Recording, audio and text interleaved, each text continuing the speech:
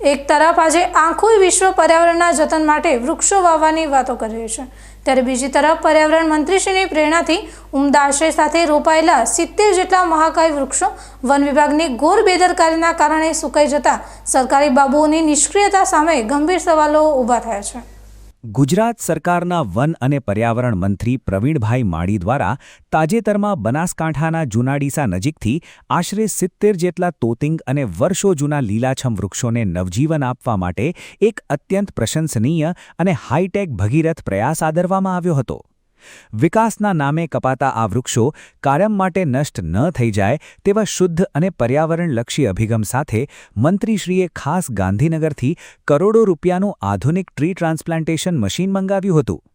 ખૂબ જ ઉત્સાહભેર આ તોતિંગ વૃક્ષોને વૈજ્ઞાનિક પદ્ધતિથી મૂળિયા સમેત ઉખાડીને અન્યત્ર જગ્યાએ પુનઃ સ્થાનાંતરિત એટલે કે રીપ્લાન્ટેશન કરવામાં આવ્યા હતા। મંત્રીશ્રીની આ પર્યાવરણ પ્રેમી અને દીર્ઘદ્રષ્ટિવાળી કામગીરીને જનતાએ પણ સોશિયલ મીડિયા પર ખુલ્લા દિલથી બિરદાવી હતી। પરંતુ અફસોસની વાત એ છે કે મંત્રીશ્રીની આ ઉમદા ગ્રીન મૂવમેન્ટ પર સ્થાનિક વન વિભાગના જવાબદાર અધિકારીઓએ પાણી ફેરવી દીધું છે। મંત્રીશ્રીએ તો કરોડોની મશીનરી લાવીને આ અબોલ વૃક્ષોને બચાવી આપ્યા, પરંતુ ત્યારબાદ તેની જાળવણી, દેખરેખ અને નિયમિત પાણી પાવાની જે મુખ્ય જવાબદારી વન વિભાગની હતી તેમાં ઘોર લાપરવાહી દાખવવામાં આવી। આજે વન વિભાગની આ આળસના કારણે કરોડોના ખર્ચે સ્થાનાંતરિત કરાયેલા આ તમામ 70 મહાકાય વૃક્ષો પૂરતી દેખરેખ અને પાણીના અભાવે સુકાઈને લાકડાના ઠૂંઠા બની ગયા છે, જેને જોઈને કુદરત પ્રેમીઓનું કાળજું કંપી ઉઠે તેમ છે।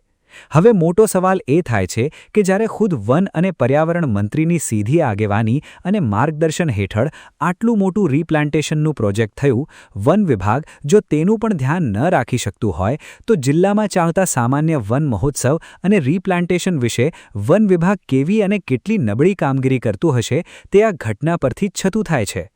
વન વિભાગના અધિકારીઓની આ કુંભકર્ણી નિદ્રા અને બેજવાબદાર વલણને કારણે પર્યાવરણ પ્રેમીઓમાં ભારે રોષની જ્વાળા ભભૂકી ઉઠી છે। પ્રજાના ટેક્સના પૈસાથી લવાયેલા મશીન અને મંત્રીશ્રીના ભગીરથ પ્રયાસો પર અધિકારીઓની બેદરકારીના કારણે આજે પાણી ફરી વળ્યું છે। ત્યારે આજે પર્યાવરણ દિવસના પવિત્ર અવસરે વન વિભાગના આવા નબળા વહીવટને ખુલ્લો પાડવા બીકે ન્યૂઝ ચેનલ આ ગ્રાઉન્ડ રિપોર્ટ જનતા સમક્ષ લાવી છે।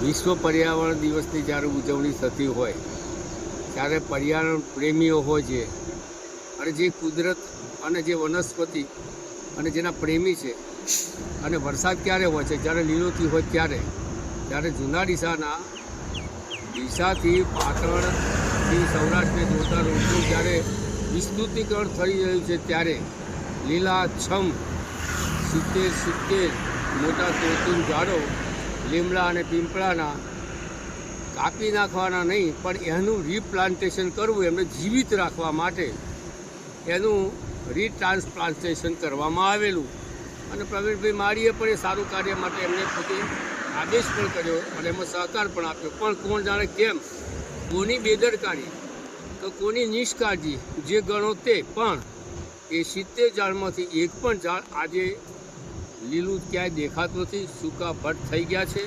તો આ દિશામાં જે પણ માણસની ફરજ હોય અને જેણે ફરજ ચૂક કરી હોય એને યોગ્ય જે તે કંઈ નશ્યત કરવા જેવી હોય તો કરવી જોઈએ અને સરકારે ખૂબ આવું કાળજી રાખવી જોઈએ, કારણ કે સામે પાછું ચોમાસામાં ઓગસ્ટ મહિનામાં બધે પર્યાવરણ નિમિત્તે જતન વાવેતર તો થાય છે પણ એનું જતન કેમ થતું નથી? જતન કરવું બહુ જરૂરી છે। બાળક જન્મ્યા સાથે કંઈક આનંદ તો હોય જ, પણ બાળક જન્મ્યા પછી એનું જતન કરી અને એને પોષણ આપવું એ જેમ વાલીની ફરજ છે એમ આપણે સર્વે જીવો જે આ જે વનસ્પતિ જીવ છે, વનસ્પતિમાં પણ જીવ છે, એને બચાવવા માટે ખરેખર આપણે સૌએ એવો ભગીરથ પ્રયાસ કરવા જોઈએ।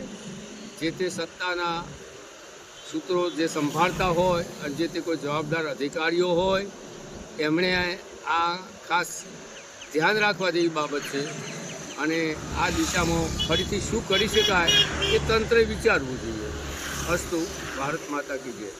વન અને પર્યાવરણ મંત્રીશ્રીએ તો ખૂબ જ હકારાત્મક અભિગમ સાથે 70 વૃક્ષોને બચાવવાનો પાયો નાખ્યો હતો, પરંતુ વન વિભાગના સરકારી બાબુઓ તેને નિભાવવામાં સંપૂર્ણપણે નિષ્ફળ સાબિત થયા છે।